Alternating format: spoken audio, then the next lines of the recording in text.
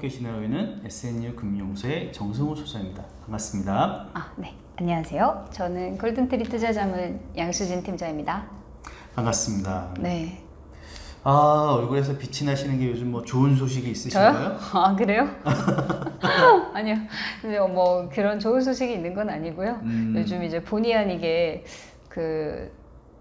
어떻게 보면 혼자 있는 시간이 많아졌잖아요. 네, 그렇죠. 그래서 좀 그냥 여러 가지 혼자 노는데 자꾸 달인이 돼가는 것 같아요. 저도 사실은 코로나 때문에 많이 이제 강의 관련된 초등학교, 중학교, 고등학교 강의들이 많이 취소가 돼서 요즘 혼자 지내는 시간이 많고 그런 시간들을 지금 뭘로 채워야 될까 막 고민하고 있는데 요즘 가끔씩 고객분들이 뭐 이런 질문들을 전화서로 하시는 경우가 있는데 요즘 근래 혹시 뭐 전화로 뭐 받은 질문이나 뭐 그런 거 있으세요? 요즘은 아무래도 이제 뭐 소위 동학개미 운동 이런 게 워낙에 유명하죠. 계속 많이 나오고 있었잖아요. 그래서 뭐 주식에 투자를 해야 하냐, 아니면 뭐 어떤 방식으로 해야 되냐. 맞아. 가장 많이들 관심이 있으시는 제일 많이 물어봐요. 사실 정말 집 사야 되는 거 아니냐? 뭐 부동산도 엄청나게 많이 뭐 그렇죠. 연일 뉴스에서 막 정부는 규제로서 잡는다라고 하고 그렇죠. 있고. 맞습니다. 그래서 그런 얘기를 가장 많이 듣죠. 아무래도. 뭐 투자처 관련해가지고도 뭐 질문 받으신 게 있다고 그러시던데. 실은 최근에 그러니까 최근은 아니고요. 이제 작년에 12월 달 정도였어요. 솔직히는 12월 달 정도였는데 그때가 이미 금값이 굉장히 많이 올랐을 때였어요. 네, 그래서 이제 제 고객님 같은 경우가 금으로 수익을 꽤 많이 보셔서 한 30% 정도 이제 그 정도 수익을 보던 상황이었어요.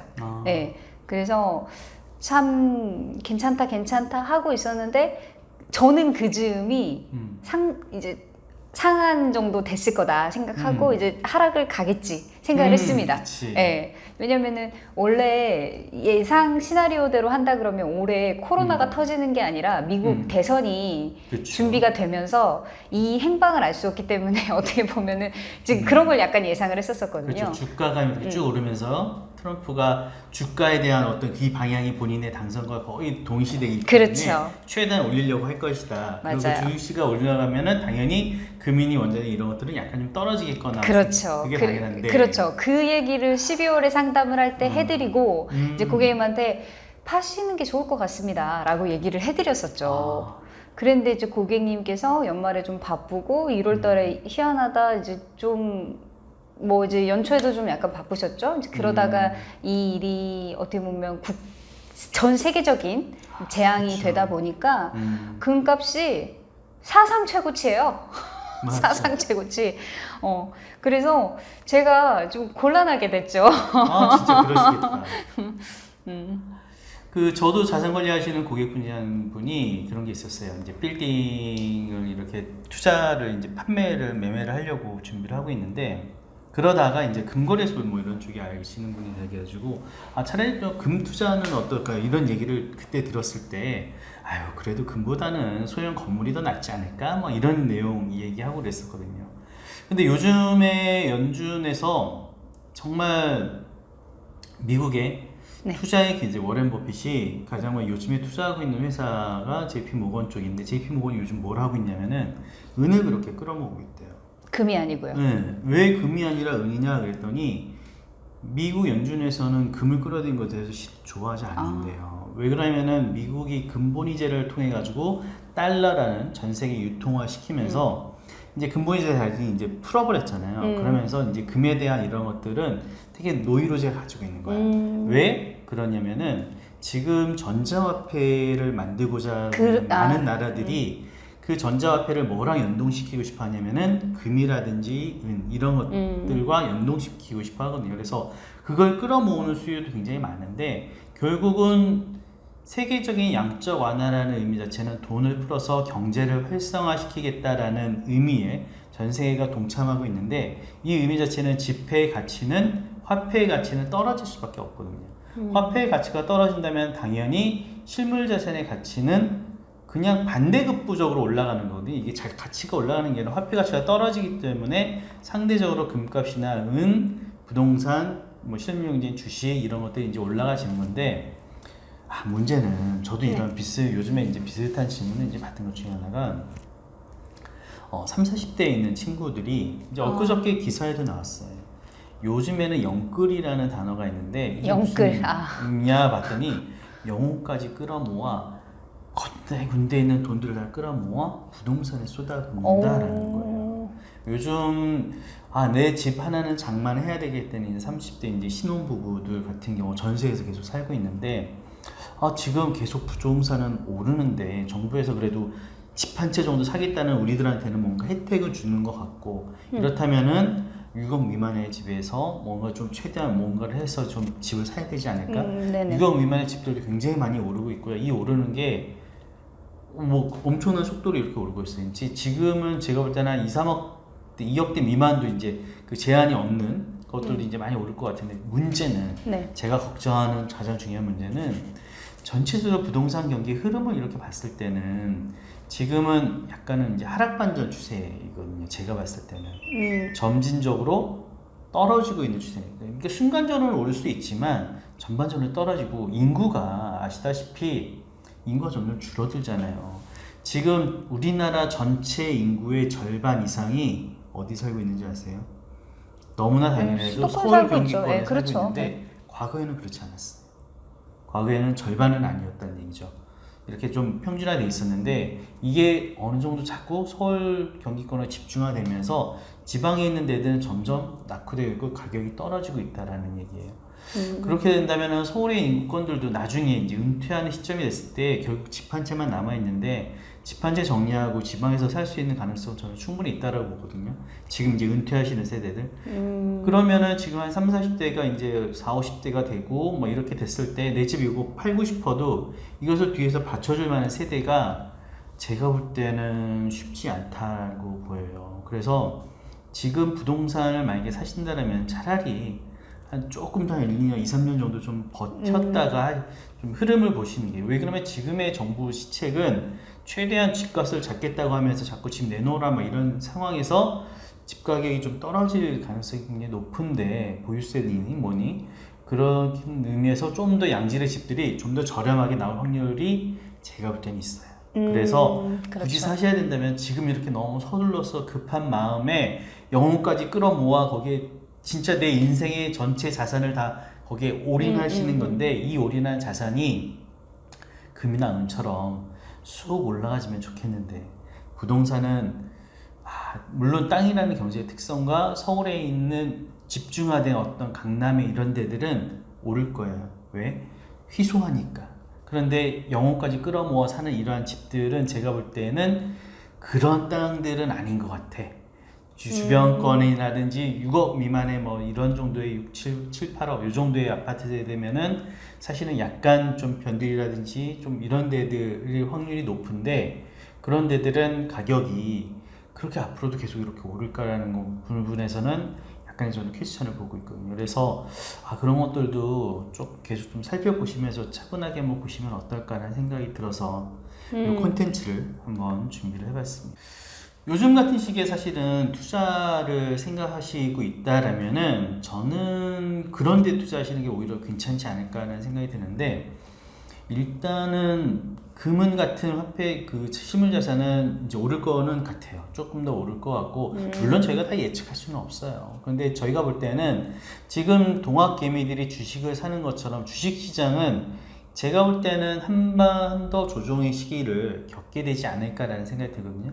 그래서 지금 시기에는 그때 들어갈 수 있는 자산을 좀 더 준비하시는 게 낫다는 생각이 들고 그 다음에 외화 자산, 달러 자산이 갑자기 이렇게 떨어질 것 같지는 않아요. 떨어질 것 같지는 않고 위안화 부분도 제가 볼 때는 차라리 우리나라 원화보다는 좀 더 낫지 않을까라는 생각도 들고 우리나라는 워낙 주변 가격에 영향을 좀 많이 받고 있기 때문에 그런 것들에 대해서 생각을 해보시고 그 다음에 부동산은 제가 볼 때는 조금 더 지켜보시는 게 어떨까라는 생각이 들었습니다. 요즘 같은 시기에 또 파생 투자하시는 분들도 좀 있더라고요. 그래서 아니 굉장히 많아요. 파생 투자가 요즘 실제로 20대 친구들한테 엄청 유행인 걸로 알고 있어요. 그런 거 같더라고요. 제가 네, 하루 또 5만 원 벌기 뭐 이런 맞아요. 거. 예. 제가 좀 취미가 좀 당구여서 당구장에 가서 이렇게 한번 이렇게 젊은 친구들 같이 이렇게 보면은 젊은 친구들뿐만이 아니라 뭐 제 나이 또래 있는 친구들 가게 하는 뭐 이런 사장들도 파생상품 이렇게 하고 계시더라고요. 그래서 저도 사실 금융공학을 전공했고 제가 하는 게도 되게 불안하고 이런데 젊은 친구들한테 지금 예전에 저희가 파이어족에 대해서 얘기한 적이 있었거든요. 방송을 한번 했었는데 파이어족 이게 극단적으로 은퇴를 빨리 하기 위해 그렇죠. 지금 절세하는 미국의 젊은층 소비자들이 얘기하는데 우리나라에서는 이게 좀 잘못돼서 아예 그냥 불살라 버리듯이 정말 투기성 자산 이렇게 몰빵하는 이러한 경우들이 굉장히 많은데 제가 볼 때 그거는 약간 좀 조심스러워요. 솔직한 얘기로 예전에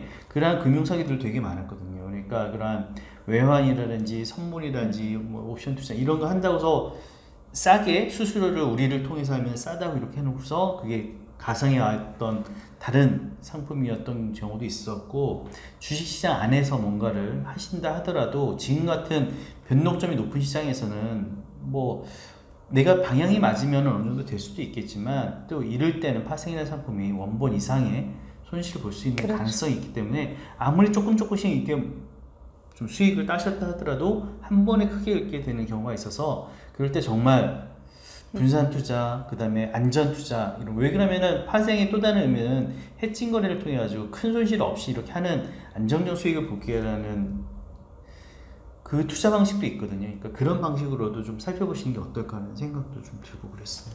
맞아요. 그러니까 가장 요즘 많이 나오는 얘기가 결국에는 지금 투자해도 괜찮냐라는 질문을 하시는 부분이거든요. 결국엔. 근데 보면 물론 딱 정확하진 않을 수도 있지만 지금 시중에 돈이 너무 많이 풀려 있어요. 그렇죠. 지원 자금을 줘서 그런가요? 그건 뭐 아니죠. 그건 아닌데, 그러니까 돈이 갈 데가 없는 거죠. 그러니까 결국에는 이 유동성은 사실 부동산 시장하고도 굉장히 영향이 크다고 봐요. 맞아요. 왜냐면은 부동산으로 원래 돈을 좀 이렇게 묶어놨었는데, 뭐 다주택자 이렇게 하지 말라고 얘기를 하고, 또 실거주자들만 부동산을 취득할 수 있게끔 자꾸만 정책을 그런 쪽으로 펴고 있다 보니까 결국에는 돈이 갈 데가 없는 거죠. 그리고 더군다나 이번에 주식시장이 뭐 거의 몇 프로가 빠졌었냐면은 20% 정도? 20%, 30% 가까이 이렇게 막 하락을 했다가 올랐기 때문에 이번에 저 아시는 분이 시젠에 투자를 했는데 거의 난리 났을 때 앞으로 일 안 하셔도 돼요. 영혼까지 그분은 끌어모아서 투자했다가 정말 우와. 대박 나신 분이 있으신데 이 주변에 또 이렇게 성공 사례들이 생기다 보니까 그쵸. 지금 이제 투자를 해도 되느냐에 대한 부분들을 굉장히 많이들 여쭤보시는데 이제 결론은 그건 것 같아요. 사실 아까 뭐 금 얘기도 처음에 나왔었는데 내가 여유자금이라고 한다면 시장의 정세를 좀 더 봐도 되죠. 그런데 사실 지금 여유자금이 아니라 어떤 투기성 자산 말씀하셨던 뭐 FX라든지 파생이랄지 뭐 환거래랄지 이런 거 같은 경우는 굉장히 투기성이잖아요. 네. 치고 빠지고 하루에 얼마 먹는 이런 스타일의 어떤 투자는 좀 지양을 할 필요가 있지 않겠나라는 생각을 합니다.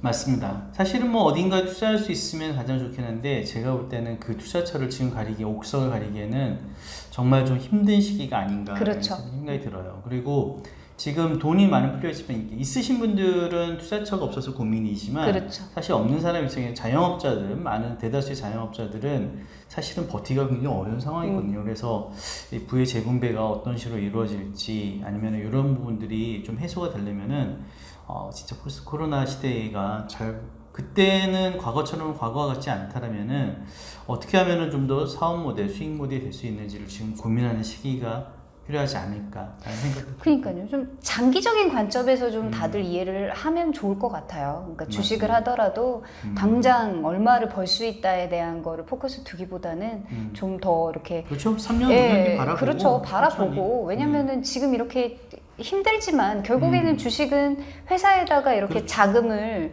투자를 해주는 부분이기 때문에 그 회사가 살아나면 둘 다 좋은 거잖아요. 회사도 맞아요. 좋고 투자를 했던 사람도 좋을 거고.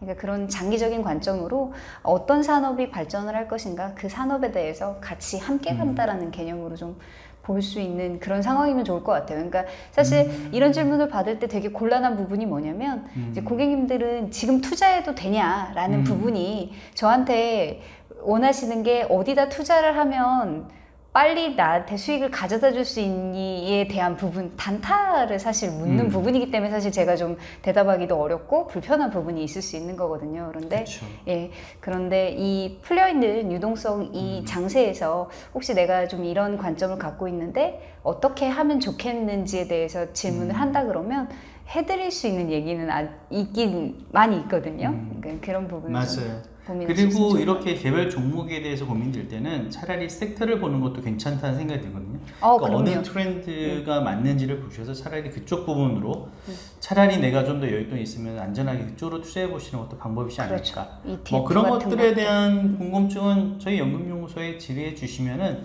저희가 또 개별적인 상황에 맞춰서 상담도 가능할 것도 같으니까요. 이런 것들도 뭐 문의해 주신다면 도움을 드리도록 노력해 보겠습니다.